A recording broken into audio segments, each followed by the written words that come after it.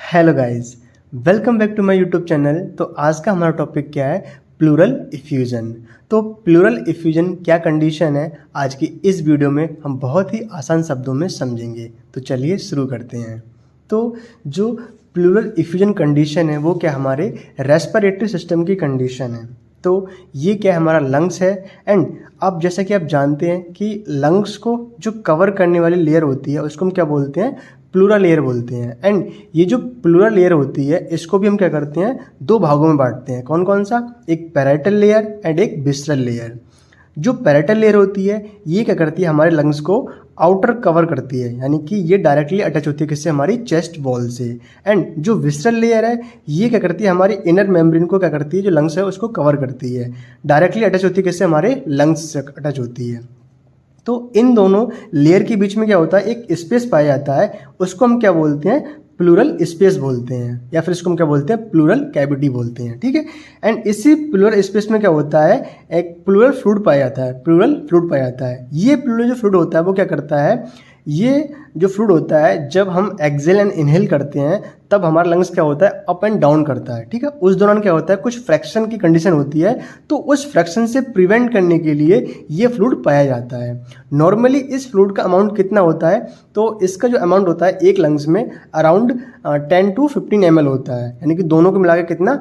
30 ml या फिर 25 ml around होता है। ठीक है। बट यही जो फ्लूइड है इस फ्लूइड का अमाउंट इन दोनों लंग्स को मिला के कितना? यदि 50 ml से यदि ज़्यादा हो जाता है, मोर देन 50 ml, तो उसी को हम क्या बोलते हैं? प्लूरल इफ्यूजन बोलते हैं। तो प्लूरल इफ्यूजन कंडीशन जो है उसमें क्या होता है? बस एबनॉर्मल एक्युमुलेशन हो जाना किसका? फ्लूइड का। कहाँ पर? प्लूरल कैविटी में या फिर प्लूरल स्पेस में। तो इसी को हम क्या बोलते हैं? प्लूरल इफ्यूजन बोलते हैं। तो यही कंडीशन क्या है? हमारी प्लूरल इफ्यूजन है। तो चलिए अब हम इसकी क्या डेफिनेशन देखते हैं। तो डेफिनेशन क्या कह रही है? Pleural effusion is an abnormal accumulation of access fluid in the plural space, जैसा कि मैंने आपको डायग्राम में दिखाया, between the visceral and parietal pleura.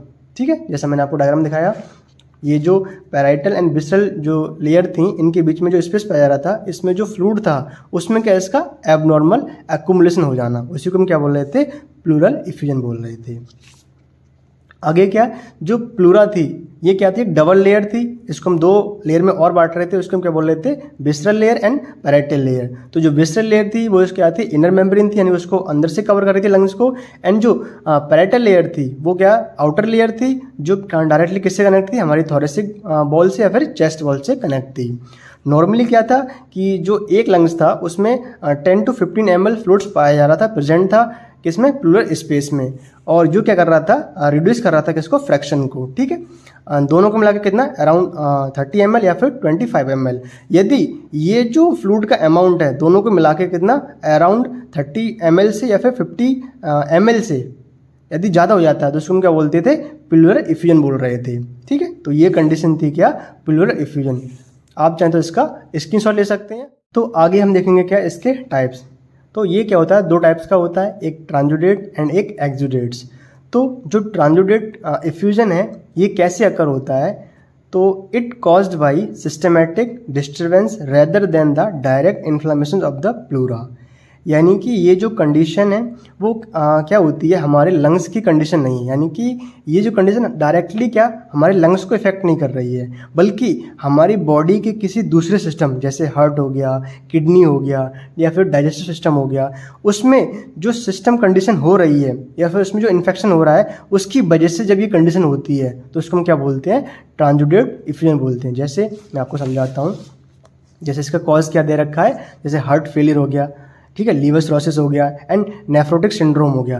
तो इन कंडीशन की वजह से क्या जो प्लूरल इफ्यूजन है वो कंडीशन हो रही है तो इसको हम क्या बोलते हैं? ट्रांजुडेट इफ्यूजन बोलते हैं। एंड इस कंडीशन में, इस टाइप में जो फ्लूइड पाया जाता है, यानी कि जो फ्लूइड का एक्युमुलेशन होगा, इस तरह जो फ्लूइड का एक्युमुलेशन होगा तो वो फ्लूइड कैसा होगा? कैसा होगा? क्लियर होगा एक तो, ठीक है, एंड वाटरी, यानी कि जैसा पानी होता है उस तरह आपको देखने को मिलेगा। और उसमें क्या होगा? लो प्रोटीन देखने को मिलेगी आपको। एंड इस टाइप में क्या होता है? जो हाइड्रोस्टैटिक प्रेशर होता है वो बढ़ जाता है एंड जो ऑन्कोटिक प्रेशर होता है वो घट जाता है। ठीक है। अगला क्या है? एक्सुडेटिव इफ्यूजन, तो एक्सुडेटिव इफ्यूजन कंडीशन है वो कैसे अकर होती है, तो it occur of local inflammation and infection and malignancy और टिश्यू इंजरी, यानी कि ये जो टाइप्स है वो डायरेक्टली अफेक्ट करता है कि हमारे लंग्स की कंडीशन को। जैसे ये जो कंडीशन हमारे डायरेक्टली लंग्स को अफेक्ट करेगी, कैसे, जैसे इसके कॉज में देखते हैं क्या, जैसे निमोनिया हो गया, तो निमोनिया भी हमारे क्या लंग्स की कंडीशन है। एंड ट्यूबरक्लोसिस, इसको हम शॉर्ट में टीबी बोलते हैं, ये भी हमारे लंग्स की कंडीशन है। एंड पल्मोनरी एम्बोलिज्म, ये भी हमारे लंग्स की कंडीशन है। एंड ऑटोइम्यून डिसीज़, यानी कि हमारे लंग्स में कोई ऑटोइम्यून डिसीज होना एक्सेट्रा, ठीक है। तो ये जो कंडीशन क्या है, हमारे खुद के लंग्स की कंडीशन है, यानी कि हमारे लंग्स को डायरेक्टली अफेक्ट कर रही हैं, डायरेक्टली उसमें इन्फेक्शन कर रही हैं, उसमें इन्फ्लामेशन कर रही हैं, एंड या फिर उसमें कैंसर की कंडीशन कॉज कर रही हैं या कोई टिश्यू इंजरीज कर रही हैं। तो जब ये कंडीशन हमारे लंग्स में डायरेक्ट अफेक्ट करती है तो उसको हम क्या बोलते हैं, एक्सुडेटिव इफ्यूजन बोलते हैं। एंड इसमें जो फ्लूइड पाया जाता है, इसकी कंडीशन में जो फ्लूइड आ रहा है वो किस तरह का देखने को मिलेगा आपको, तो वो कैसा होगा, थिक होगा। पहला कैसा थिक, मतलब यहाँ कैसा था, क्लीन था, यानी कि वाटर लाइक पतला था, बट यहाँ कैसा होगा, थिक होगा, यानी गाढ़ा होगा, ठीक है। और कैसा होगा, हाई प्रोटीन, उसमें क्या जो प्रोटीन की मात्रा होगी वो ज़्यादा होगी, यहाँ क्या थी, लो प्रोटीन थी, ठीक है। तो ये क्या था, और इसमें क्या होता है, जो वस्कुलर परमेबिलिटी होती है, जो हमारी ब्लड वेसल्स होती हैं उसमें जो उसकी परमेबिलिटी होती है वो इंक्रीज हो जाती है इस कंडीशन में। तो ये क्या था, एक्सुडेटिव इफ्यूजन, और इससे पहले क्या था, ट्रांसुडेटिव इफ्यूजन। तो ये इसके दो टाइप्स थे। आगे हम देखेंगे क्या इसके कॉजेज़, कि इसके कॉजेज़ क्या हैं। तो जैसा कि मैंने आपको दिखाया कि जो ट्रांसुडेट्स थे उसके कॉज क्या थे एंड एक्सुडेट्स के कॉज क्या थे। यदि आपको एग्जाम में अलग से पूछता है तो आप इन्हीं दोनों को मिक्स करके यहाँ लिख सकते हैं, ठीक है। आगे देखेंगे क्या इसके साइन और सिम्टम, कि जिस पर्सन में क्या प्लूरल इफ्यूजन की कंडीशन है तो उसमें क्या साइन और सिम्टम देखने को मिलेंगे। तो सबसे पहले क्या, डिस्पीनिया, डिफ़िकल्टी इन ब्रीदिंग, यानी कि उस पर्सन को सांस लेने में डिफ़िकल्टी होगी, और शॉर्टनेस ऑफ ब्रीथ, एंड उसकी जो ब्रीथ होगी वो थोड़ी शॉर्ट होगी। एंड अगला क्या है, चेस्ट हैवीनेस, और उस पर्सन में क्या जो चेस्ट होगा वो हैवी फील होगा। एंड ड्राई कफ, और ऐसे पर्सन को क्या ड्राई कफ की जो कंडीशन है वो देखने को मिलेगी। एंड अगला क्या, फीवर, यानी कि यदि उस पर्सन में क्या इन्फेक्शन की कंडीशन है तो उस व्यक्ति को क्या फीवर भी देखने को मिल सकता है। एंड अगला क्या है, फटीग, यानी कि ऐसे पर्सन क्या बहुत ही ज़्यादा थके हुए महसूस करते हैं। तो ये क्या थे इसके साइन और सिम्टम। तो आगे हम देखेंगे क्या, डायग्नोस्टिक इवैल्यूएशन, यानी कि आप कैसे पता करेंगे कि उस पर्सन में प्लूरल इफ्यूजन की कंडीशन है या नहीं है। तो सबसे पहले क्या करेंगे, आप अच्छे से उसकी हिस्ट्री कलेक्ट करेंगे, उसकी पास्ट हिस्ट्री एंड उसकी प्रेजेंट हिस्ट्री, उसकी मेडिकल हिस्ट्री, उसकी सर्जिकल हिस्ट्री कैसी है, ठीक है। एंड और क्या करेंगे, आप फिजिकल एग्जामिनेशन करेंगे, उसके चेस्ट का अच्छे से आप फिजिकल एग्जामिनेशन करेंगे, और आप चेस्ट का एक्सरे भी कर सकते हैं एंड सीटी स्कैन भी कर सकते हैं। और क्या कर सकते हैं आप, एक प्रोसीजर होता है जिसको हम बोलते हैं थोरासेंटेसिस। तो ये जो प्रोसीजर होता है इसमें हम क्या करते हैं, ये जो एबनॉर्मल फ्लूइड था, ठीक है, इस फ्लूइड को क्या करते हैं, हम एक निडल को इसमें इंसर्ट करते हैं एंड इस फ्लूइड को वहाँ से बाहर निकालते हैं एंड आइडेंटिफाई करते हैं कि उसमें जो फ्लूइड्स है उसमें क्या क्या जो वैल्यूज़ हैं उनको आइडेंटिफाई करते हैं। जैसे आप क्या करते हैं, जो फ्लूइड था उसको एस्पिरेट करते हैं बाहर एंड एनालाइज करते हैं क्या कि उसमें जो फ्लूइड था उसमें प्रोटीन का लेवल कैसा है, उसमें LDH का लेवल कैसा है एंड सेल काउंट कैसा है, और शुगर का लेवल कैसा है एंड उसका pH कैसा है एंड उसका ADA कैसा है।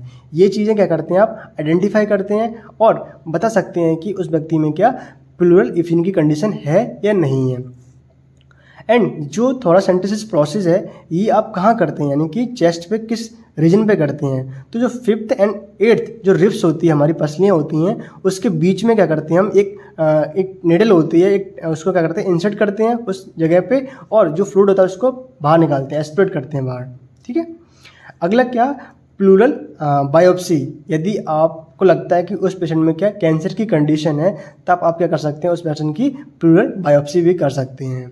एंड अगला क्या होता है, एक लाइट्स क्राइटेरिया होता है जिसकी हेल्प से आप पता करते हैं कि उस व्यक्ति में क्या ट्रांसुडेटिव इफ्यूजन है या फिर एक्सुडेट्स इफ्यूजन है, ठीक है। उसमें क्या होता है, कोई 2 पैरामीटर्स होते हैं, जैसे plural and serum protein ratio, और अगला क्या है, plural and serum LDH ratio, ठीक है, रेशियो।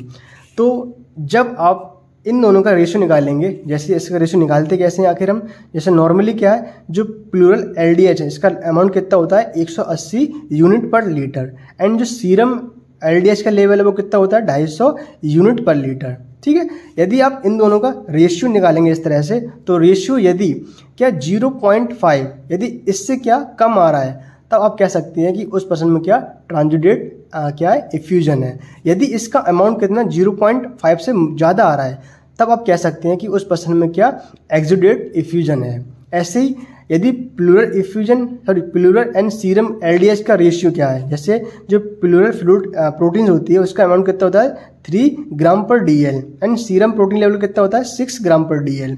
यदि आप इन दोनों का रेशियो निकालेंगे, यदि इनका रेशियो क्या 0.6 से यदि कम आ रहा है, तो आप कह सकते हैं कि उस व्यक्ति को क्या ट्रांजिडेट इफ्यूजन है। और यदि इसका अमाउंट क्या इसका जो रेशियो है वो 0.6 से ज़्यादा आ रहा है, तो आप कह सकते हैं कि उस पर्सन को क्या एक्सुडेट्स इफ्यूजन है। तो इसकी हेल्प से आप पता करते हैं कि उस पर्सन में कौन सा टाइप का इफ्यूजन है। तो ये क्या था इसका डायग्नोस्टिक एवेल्यूएशन। आप चाहें तो इसका स्क्रीनशॉट ले सकते हैं।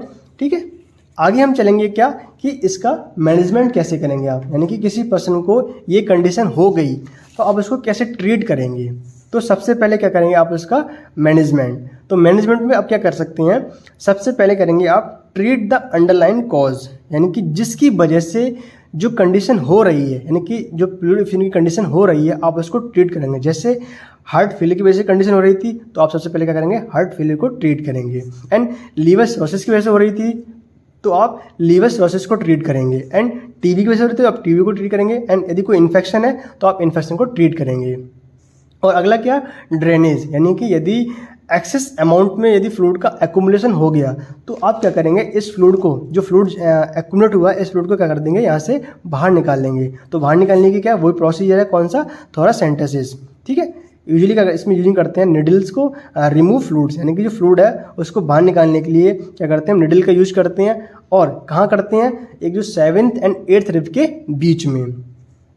अगला क्या, आप उस व्यक्ति को एनाल्जेसिक दे सकते हैं। यदि उस व्यक्ति को पेन हो रहा है तो आप उसको पेन किलर दे सकते हैं। एंड यदि उस व्यक्ति को इन्फेक्शन है तो आप क्या दे सकते हैं उसको एंटीबायोटिक भी दे सकते हैं। और यदि प्रिस्क्राइब है उस व्यक्ति को ऑक्सीजन, तो आप क्या उसको ऑक्सीजन थेरेपी भी दे सकते हैं।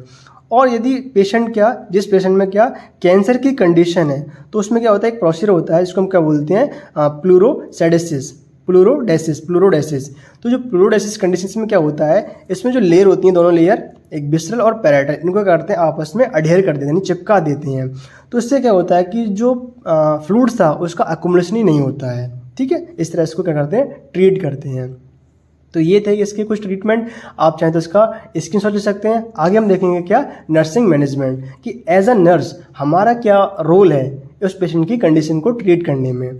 ठीक है, तो सबसे पहले क्या आप क्या करेंगे, monitor respiratory rate, depth and pattern, यानी कि आप उसका जो रेस्पिरेटरी रेट है आप उसको मॉनिटर करेंगे, उसकी डेप्थ कैसी है आप उसको मॉनिटर करेंगे, एंड पेशेंट का पैटर्न कैसा है, यानी कि ब्रीथ करने का उसका पैटर्न कैसा है आप उसको ट्रीट करेंगे, मॉनिटर करेंगे। एंड पोजीशन देंगे उस पेशेंट को, कौन सी, सेमी फाउलर पोजीशन। तो सेमी फाउलर पोजीशन कितनी होती है 45 डिग्री एंगल पे दी जाती है। ठीक है, आप इसको ये प्रोवाइड करेंगे ताकि पेशेंट को सांस लेने में थोड़ी राहत हो। And monitor SpO2 level and oxygen as prescribed, और यदि प्रिस्क्राइब ऑक्सीजन है तो आप इसको प्रोवाइड करेंगे। अगला क्या है, assess breath sound and vital sign, यानी कि पेशेंट का जो ब्रीथ साउंड है आप उसको असेस करेंगे, और पेशेंट के जो वाइटल साइन है जैसे टेम्परेचर हो गया, ठीक है, रेस्पिरेशन हो गया, हार्ट बीट हो गई, ये आप करेंगे उसका मॉनिटर करेंगे, असेस करेंगे।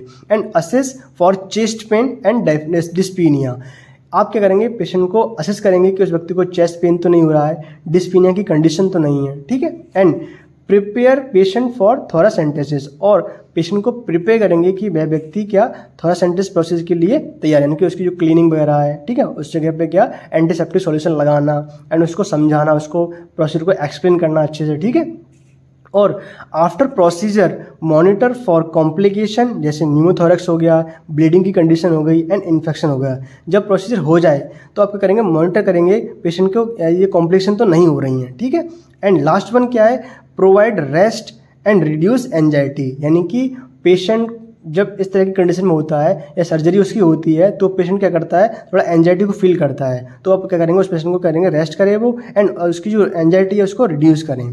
ठीक है, तो ये क्या था नर्सिंग मैनेजमेंट। तो आई होप आपको लेक्चर समझ में आया। यदि आपको वीडियो पसंद आई है तो वीडियो को लाइक करें, कमेंट करें, शेयर करें और जुड़े रहें ऐसी ही इन्फॉर्मेटिव वीडियोस के लिए मेरे चैनल से। एंड गाइस, आप मुझे सब्सक्राइब करें, फॉलो करें ताकि मैं और मोटिवेटेड हूँ आपको इसी तरह वीडियो बनाने के लिए। धन्यवाद।